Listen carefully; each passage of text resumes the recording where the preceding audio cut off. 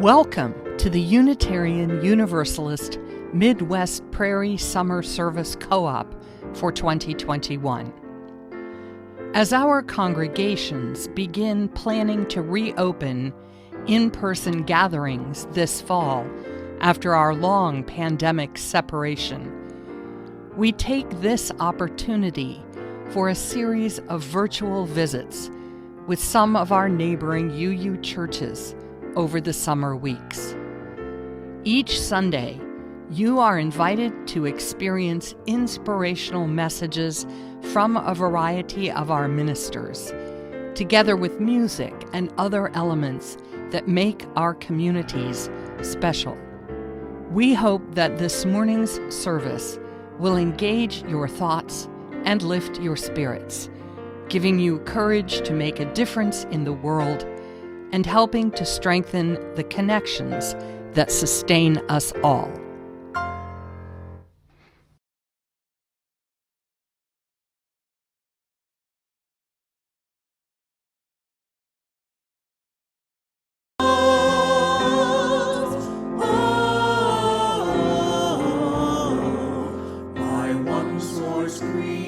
Hello, I am Reverend Dr. Kendyl Gibbons, Senior Minister of All Souls Unitarian Universalist Church in Kansas City. We are delighted to be participating in this year's Summer Co-op Virtual Visit Series, and we thank all who helped to create today's service at All Souls. Special gratitude to Anthony Edwards, our Music Director and Worship Arts Coordinator, and to our faithful choir members for the music this morning.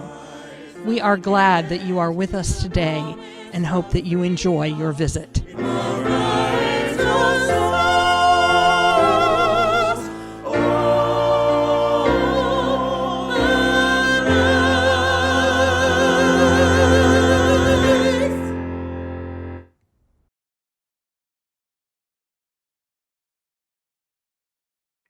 Good morning, and welcome to the second in our series of UU Summer Co-op services here on the Midwest Prairie.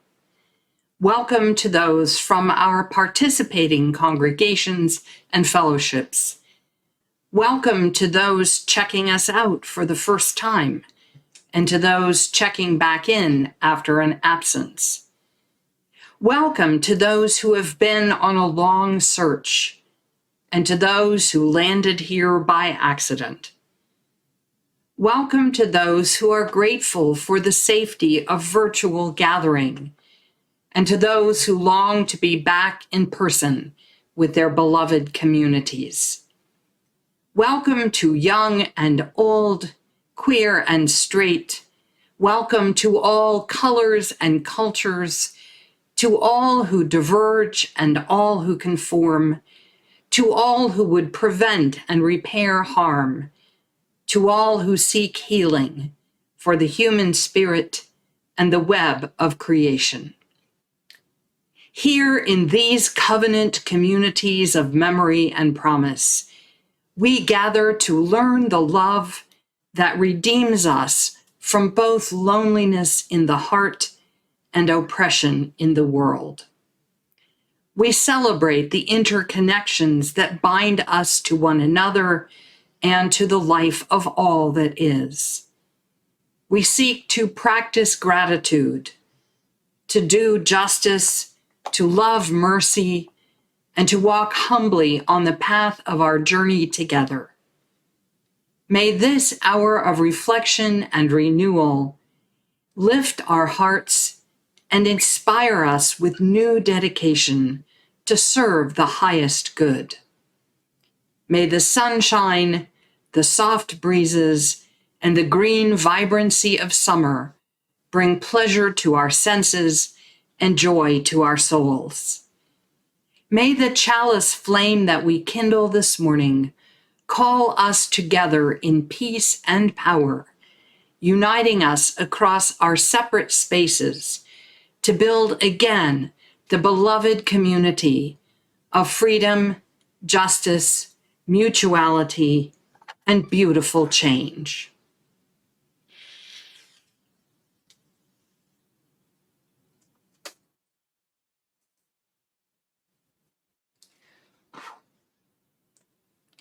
Now I invite you to light your personal chalice, and then we will join together in our opening hymn, Gather the Spirit.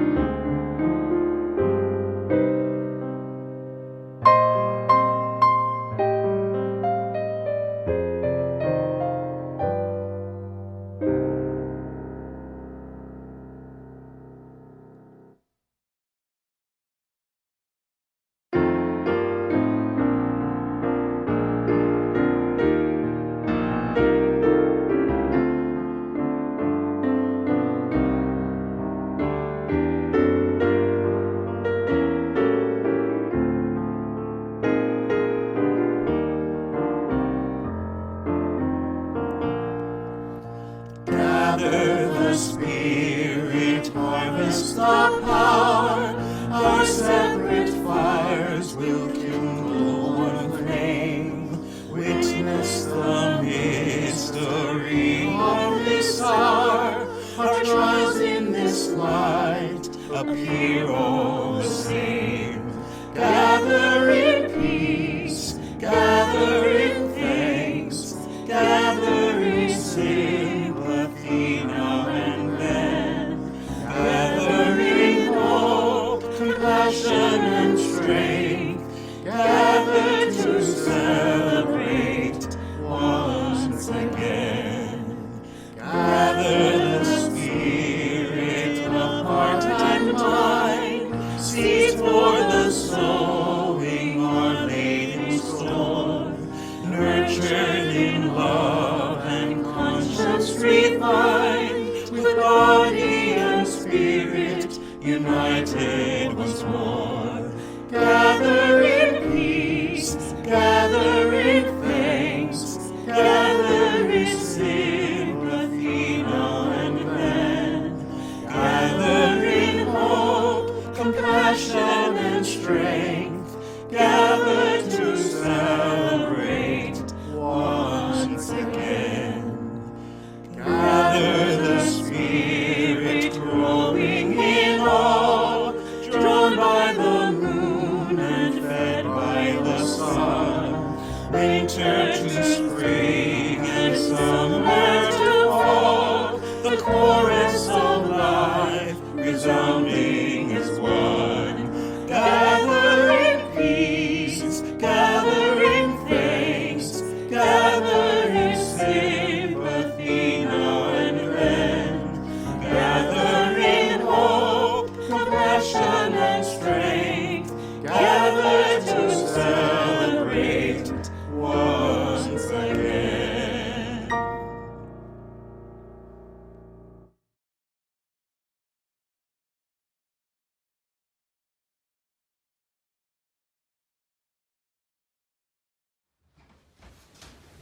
So normally we start with watch where I go get the story in case you want to make it part of your work later. But obviously I can't do that today. I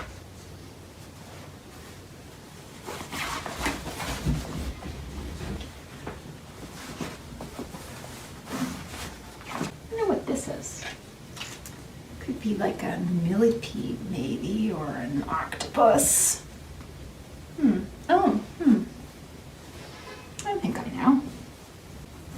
I think it goes like this.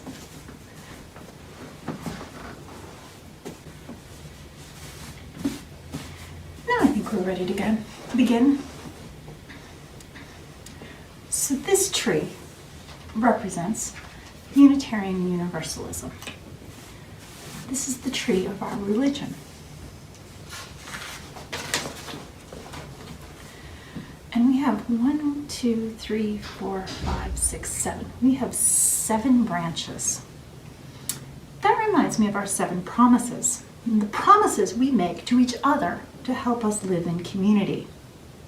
And so these branches have seeds and leaves on them, and those seeds and leaves are our promises.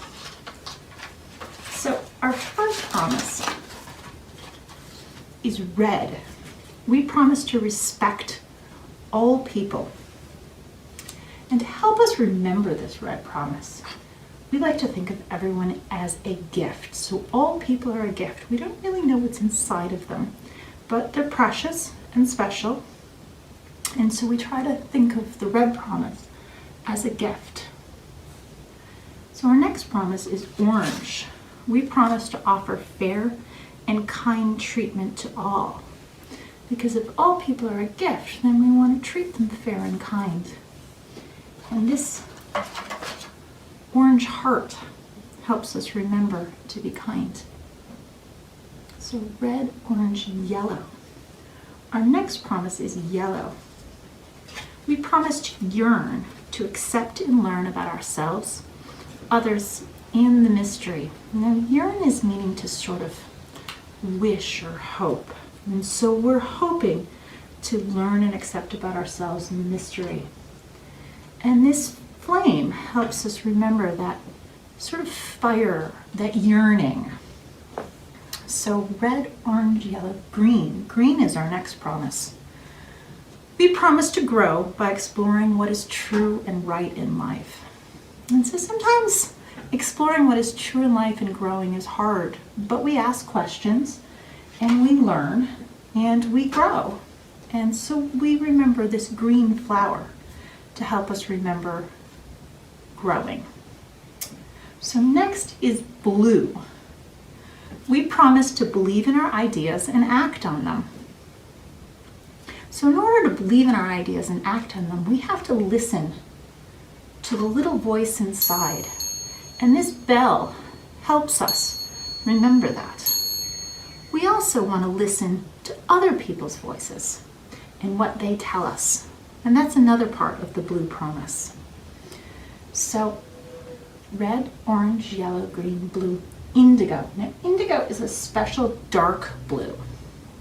And our indigo promise is insist on a peaceful, fair, and free world for all. There's a lot to that one. It means we try to do what is right. We want freedom and justice for everyone. And justice means to be fair to everyone. And peace means to live in harmony. And symbol for peace is often a dove, which is a bird. And so our symbol to remind our indigo promise is this dark blue bird.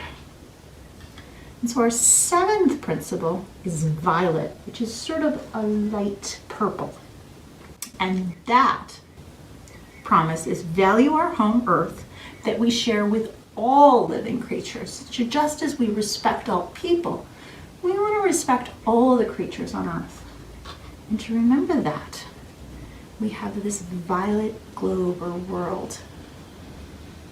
So red, orange, yellow, green, blue, indigo, and violet are 7 promises that we make to each other to live in the community of Unitarian Universalism.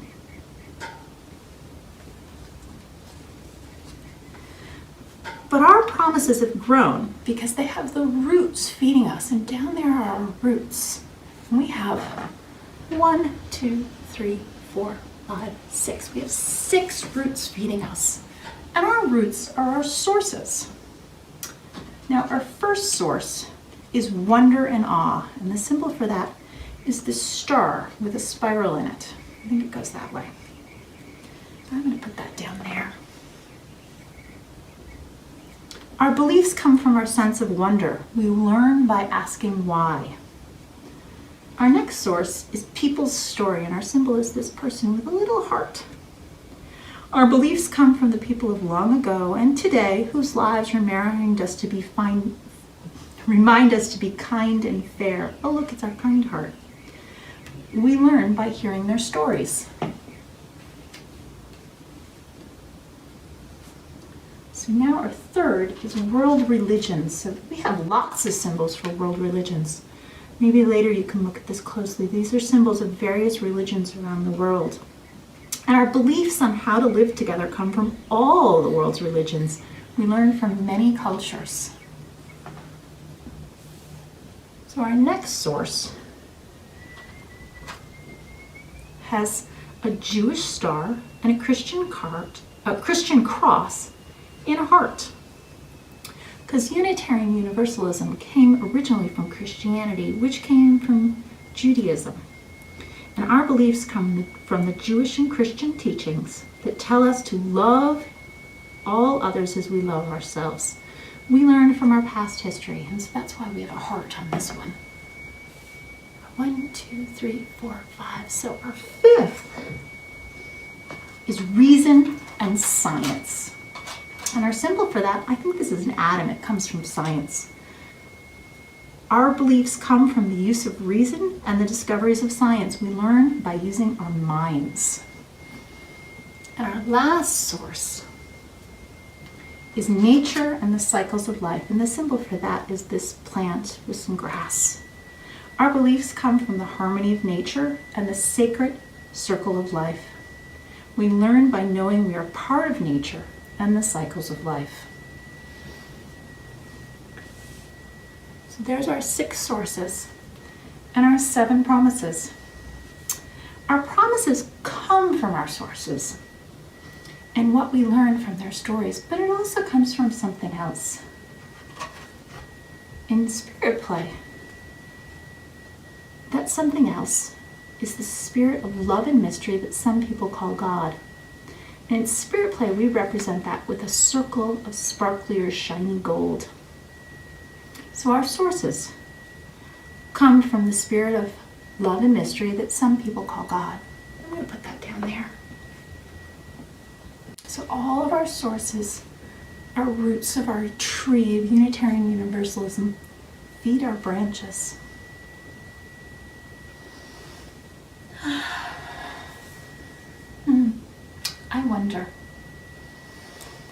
I wonder if you have ever heard any of this before.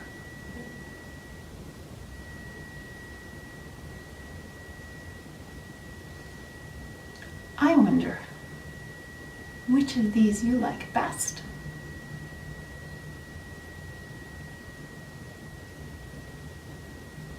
I wonder if any of the promises are more important than the others. I wonder if any of the sources are more important than the others.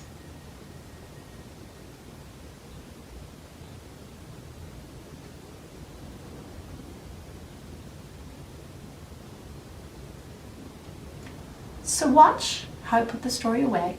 In case you make it part of your work, you'll know how to prepare it for someone else. So first I'm going to start with my sources. I'm going to put away nature and science and reason and Judeo-Christian and world religions, people's stories, and wonder and awe. I'm going to also put away the sparkly circle that represents the spirit of love and mystery that some people call God. Next, I'm going to put away our promises. I think I'm going to go in order. So I'm going to put away red. We promise to respect all people. And orange, offer fair and kind treatment to all. And yellow, we promise to yearn and accept and learn about ourselves, others, and the mystery. Green, we promise to grow by exploring what is true and right in life. Blue, we promise to believe in our ideas and act on them. Indigo, insist on a peaceful, fair and free world for all. And violet, value our home, earth that we share. And I'm going to put away our symbol of Unitarian Universalism, our flaming chalice. And I'm going to fold up our tree very carefully. Tuck in all the roots. Hard to fold that, isn't it? All right, nestles right in there. And then I'm going to fold up our underlay.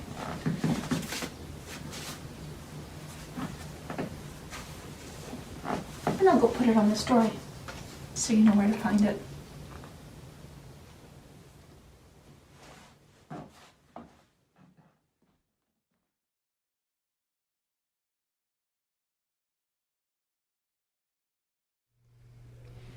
Choose to Bless the World, a responsive reading from the writings of Rebecca Parker. Your gifts, whatever you discover them to be, can be used to bless or curse the world. The mind's power, the strength of the hands, the reaches of the heart, the gift of speaking, listening, imagining, seeing, waiting. Any of these can serve to feed the hungry, bind up wounds, welcome the stranger, praise what is sacred, do the work of justice, or offer love. Any of these can draw down the prison door, hoard bread, abandon the poor, obscure what is holy, comply with injustice, or withhold love. You must answer this question. What will you do with your gifts? Choose to bless the world. The choice to bless the world can take you into solitude, to search for the sources of power and grace, native wisdom, healing, and liberation. More, the choice will draw you into community, the endeavor shared, the heritage passed on, the companionship of struggle, the importance of keeping faith, the life of ritual and praise, the comfort of human friendship, the company of earth, its chorus of life welcoming you. None of us alone can save the world. Together, that is another possibility waiting.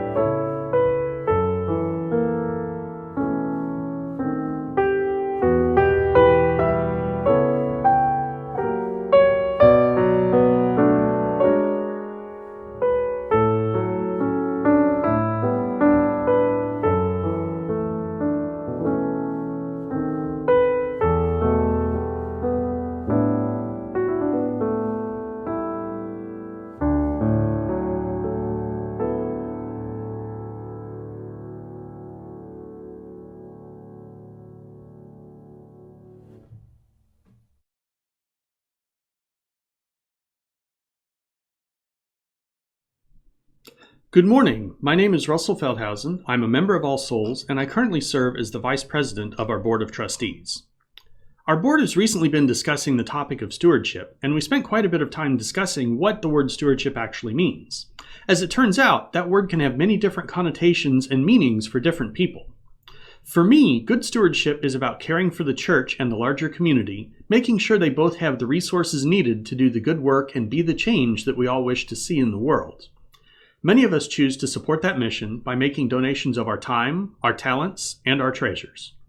We give away some of our limited resources in the hope that all of those little gifts can be combined together to become something greater.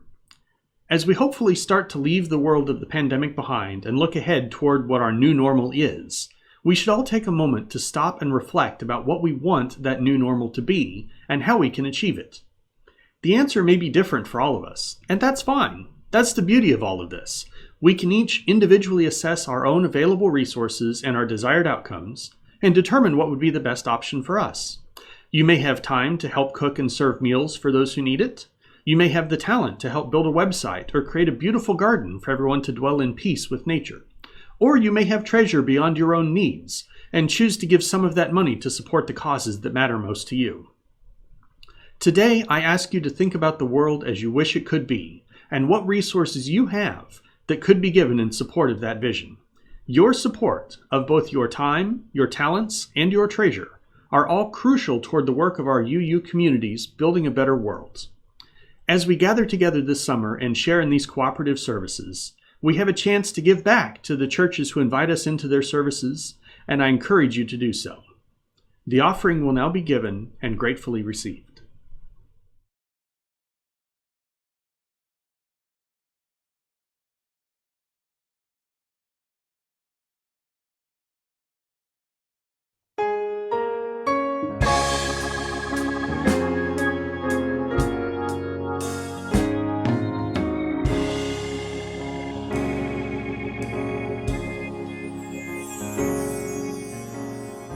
Here in reverence now we gather, for the blessings we have known, with a pledge to one another, that we journey not alone. Joy and sorrow make us one, kin to all that lives and dies. Love calls us on. Love calls us on.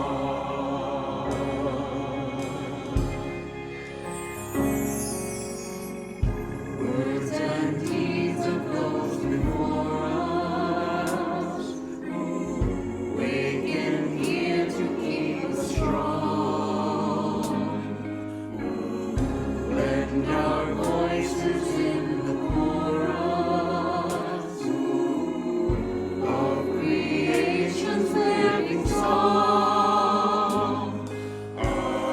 Courage bids us lift our eyes upward to the shining skies. Hope calls us on. Hope calls us on.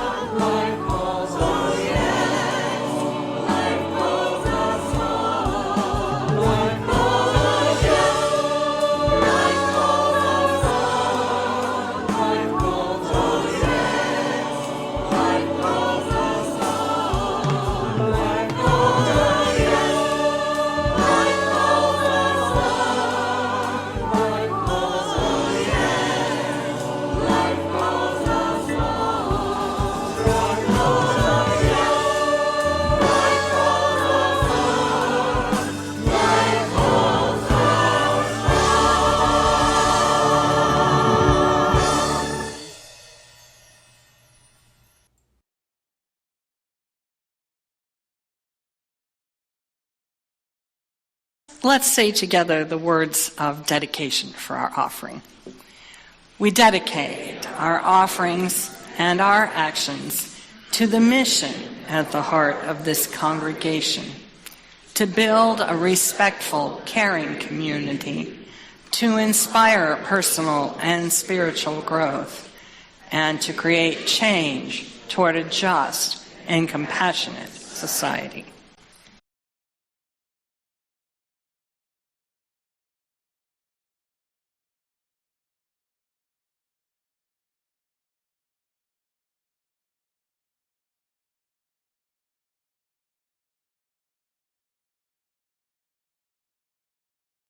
Good morning.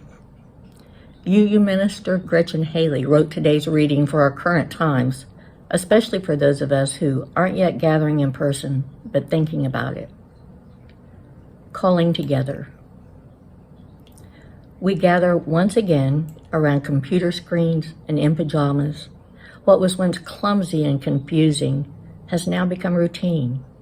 A homemade holiness we conjure together with clicks and cameras. We create here community, connection, comfort, and we find here the courage to continue, week after week, hour upon hour. But it's a time no less real than our ancestors made in their gathering of ceremony, collections of joy and sorrow for centuries before, when bodies shared space as if obvious and inerrant, and eye contact, at once awkward and anchoring, was as abundant as the voices lifted in shared song. Think of when our chalice was lit. The smell of the match lingered just a moment and was hours together. Do you remember? Yet we too mark time. Even in this, our time out of time, this liminal space, and we too hold each other, walk together, discern the ways of love, and we give thanks for this day, never again taking our inhale and exhale of breath for granted. We hold space still for mystery and for the chance just to begin again. In these days of remembering ourselves and the gifts and griefs of life unmediated by screens and mute buttons, these days when we know once again sounds of spontaneous sneezes, children shrieking with joy, the small talk, the sweat, the surprise of seeing strangers. In these days of re-entry, let us begin to stitch together our worlds, these remnants of our embodied past necessarily set aside for our survival and our still lingering present, where life remains fragile, and we declare everyone equally worthy, called by name, beloved. So, into this steadfast hour of slowing down and stirring up, let us say we've been changed, and let us say we're not yet done with our changes. Let us weave it all into the dark and possible future and know the wholeness and the brokenness as a blessing. Dear friends, longtime and brand new, visitors and seekers all, come for these few more weeks of virtual community. Let us gather at our altar screens and let us worship together.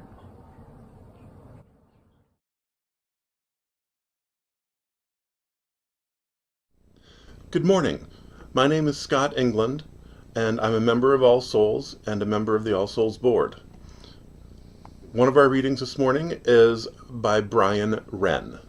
We are not our own. We are not our own. Earth forms us. Human leaves on nature's growing vine, fruit of many generations, seeds of life divine. We are not alone. Earth names us, past and present, peoples near and far, family and friends and strangers show us who we are. Therefore, let us make thanksgiving and with justice willing and aware, give to earth and all things living liturgies of care. Let us be a house of welcome, living stone upon living stone, gladly showing all our neighbors we are not our own.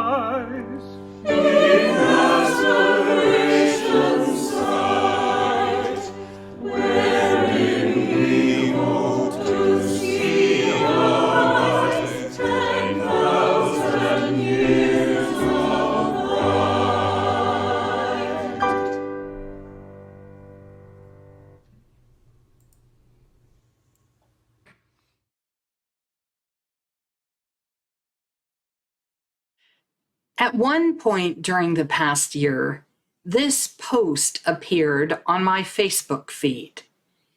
"Hello, all," it said. "My family and I are looking for a new church. We are hoping to find one that is inclusive and diverse, particularly toward LGBTQ+, immigrants, and multiracial families. Exceptional music and children and youth programs are also important to us.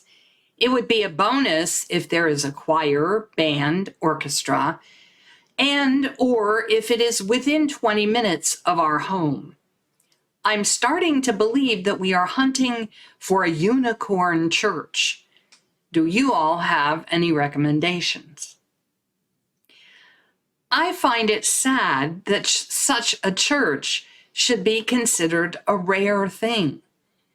What this family is seeking is what many progressive congregations, including pretty much all UU churches, hope to offer: diversity, inclusivity, LGBTQ+, immigrant and multiracial friendly, with exceptional music and programs for children and youth.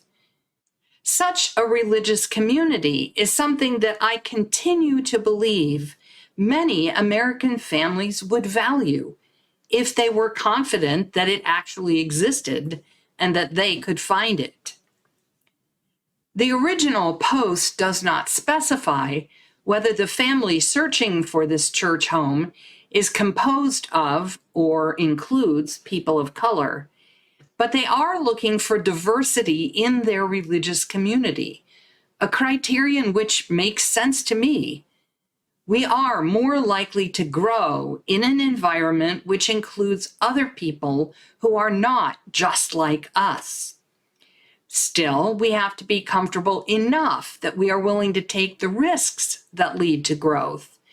which means that it is hard for new people to stick in a congregation where they are the only anything, whether that be person of color, transgender kid, unhoused, ex-offender, undocumented person, single parent, wheelchair user, under 30, over 50, whatever.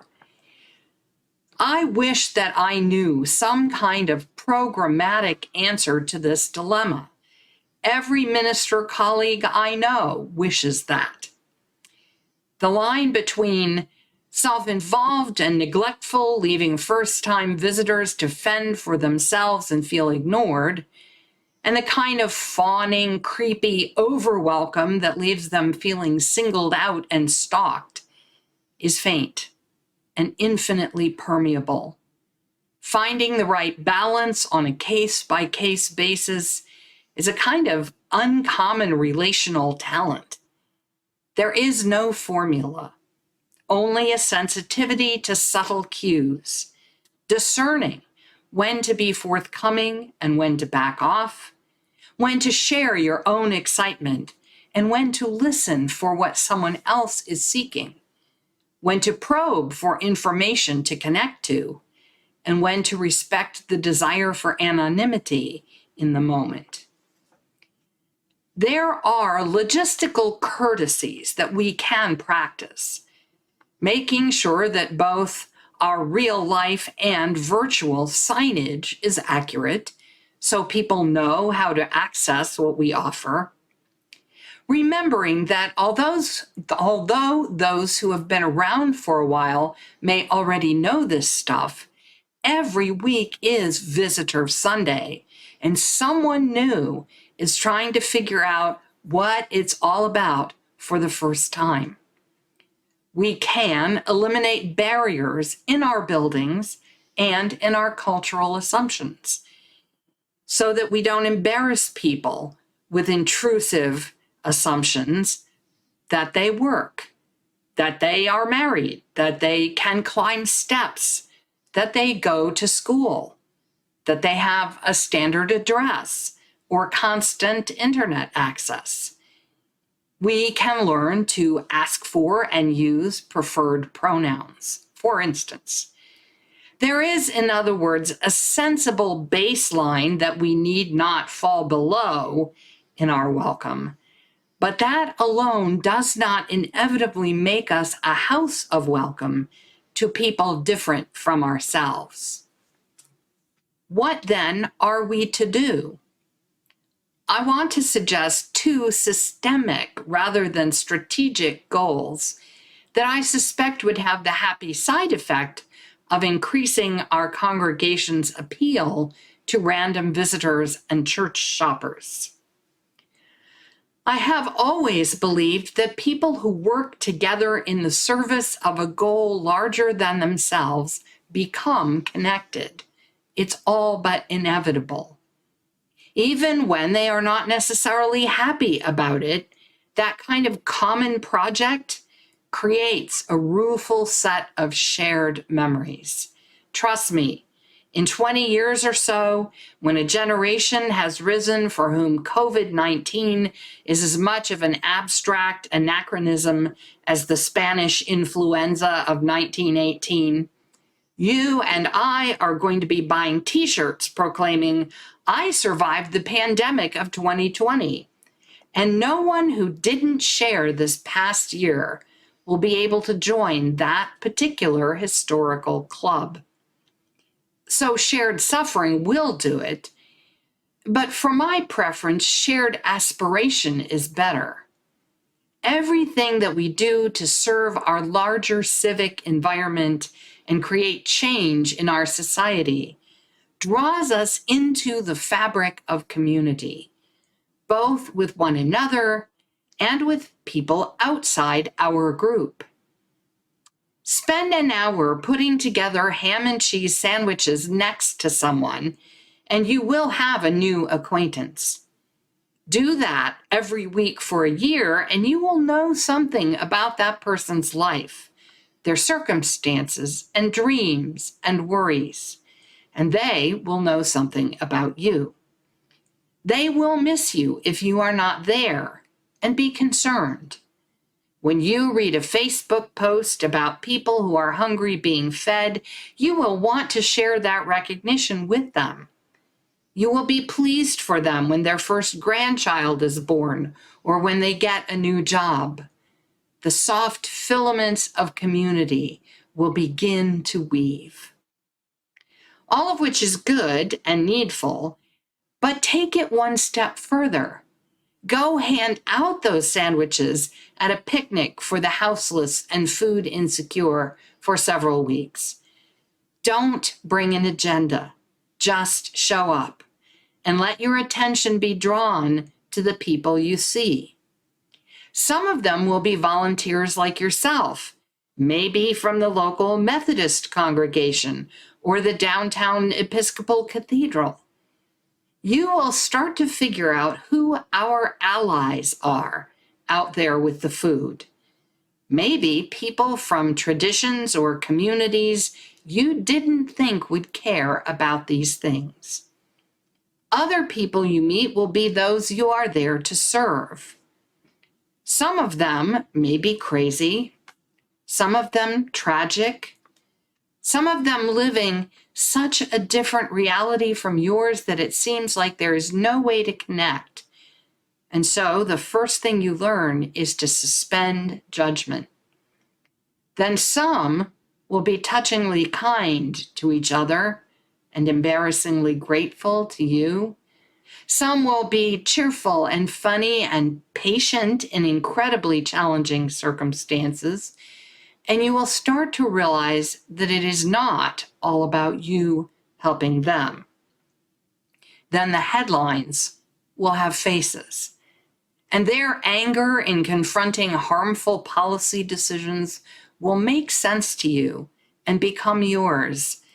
And another kind of community will put out tendrils and begin to grow. Or go to the Spanish-English immersion grade school and help an 8-year-old student discover the skill and joy of reading and see the relief in her overworked teacher's eyes. Suddenly, the threat of ICE deportation raids here in our city will be personal about her and her parents. Or come and keep vigil in our own church lobby some frigid winter night, while exhausted people who have nowhere else to go feel the blood flow back into their fingers and toes, and knowing that they will not lose them this night at least, nod off into a moment of relative safety and warmth.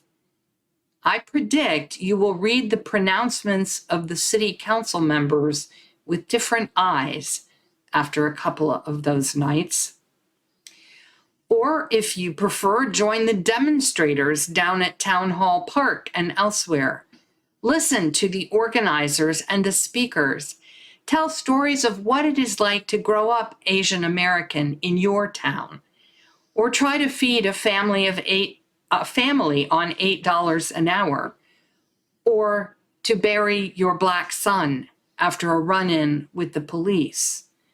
Or to greet him after more than 20 years in prison for a crime he clearly did not commit.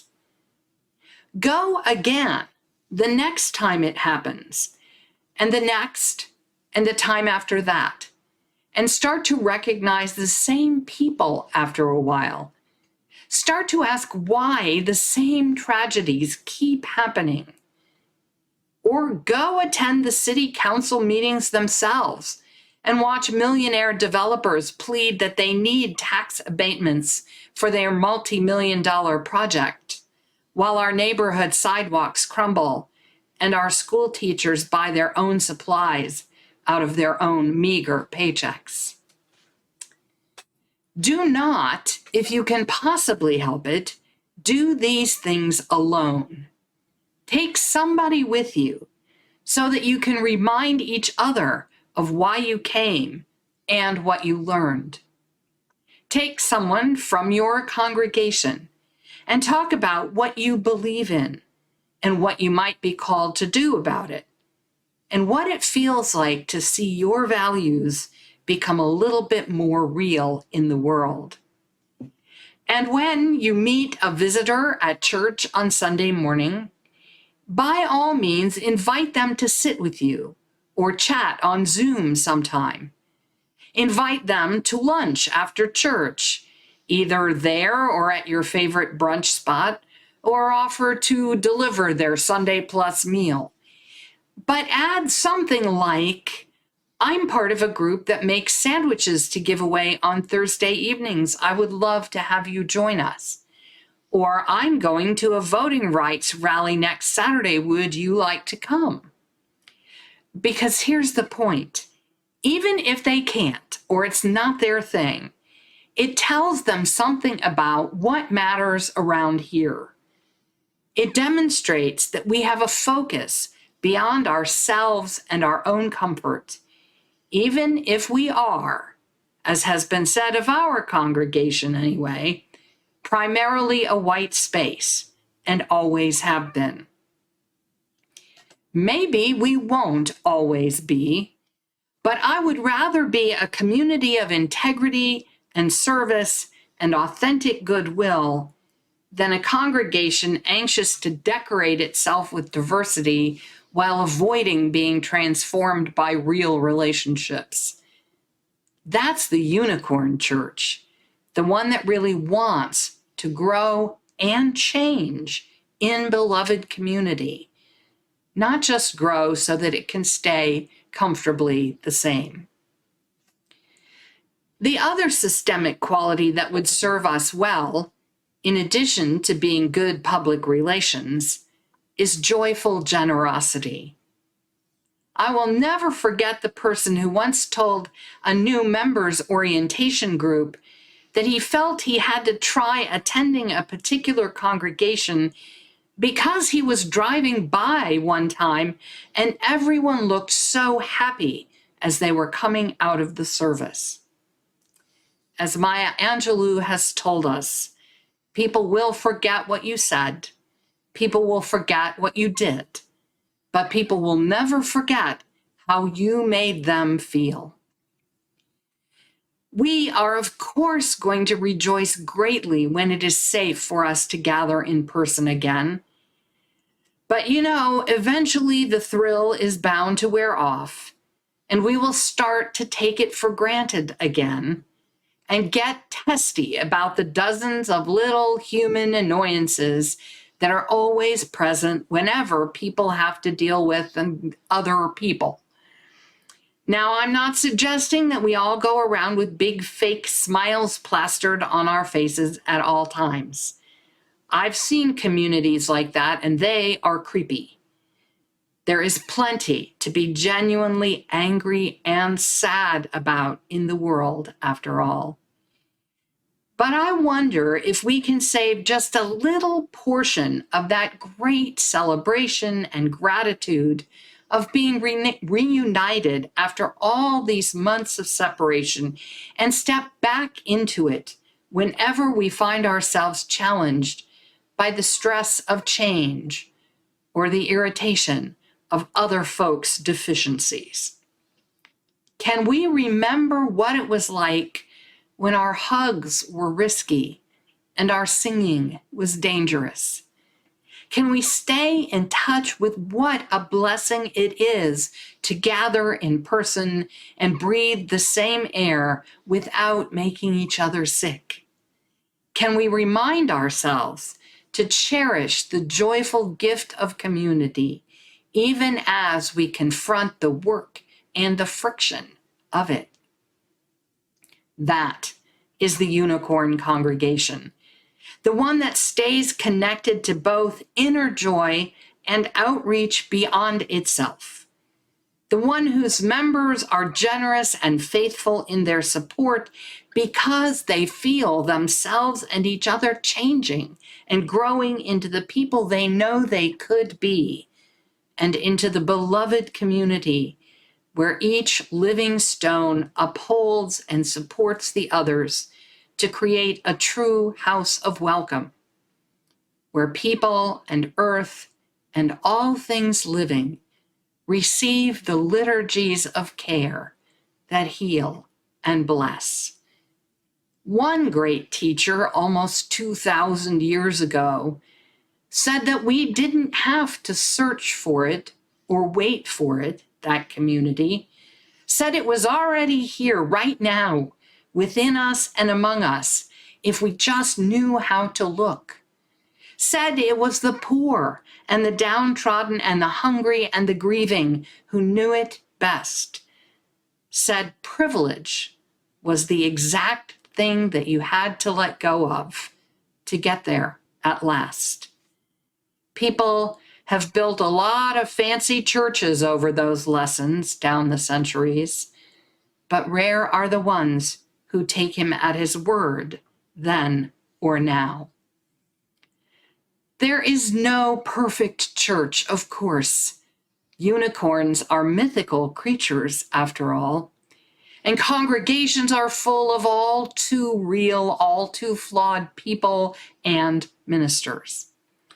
But it is real, flawed people who actually build communities and then reach beyond themselves for a vision of greater justice and more abundant compassion and more transformative love. It is real people building actual communities who share hardships and rejoicing together, who become a house of welcome, who make a promise to each other to endure the risks of change together in order to serve a higher purpose. Like young Lydia Grace, they take the bent cake pans and cracked teapots of this broken world and plant the seeds of beauty and new life in scraped together soil so that we all might have flowers along with our bread. The world calls to us from the grip of violence, fear, and old injustice renewed in destructive power. It calls us to be seekers of truth and servants of hope, to bear witness to the wrong that has been and to the good that might yet be. And when we open our hearts, we find that we are not alone, because we are not our own, but one another's, which is what we have been supposed to learn all along, I'm thinking. Let's sing it together.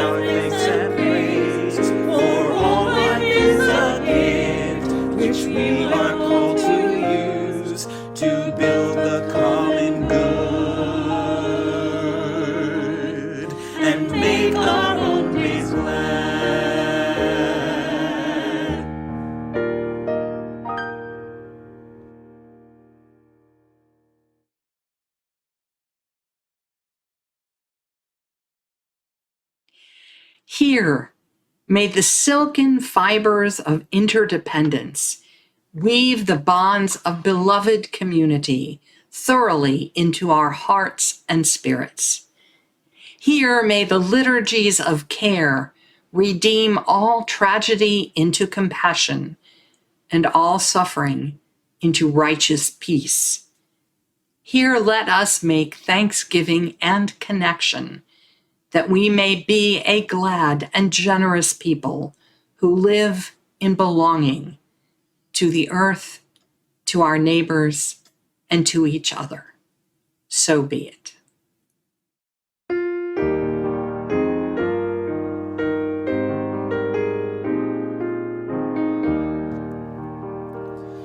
Be ours a religion which like sunshine goes everywhere. Its temple space, its shrine the good heart, its creed all truth, its ritual words of love.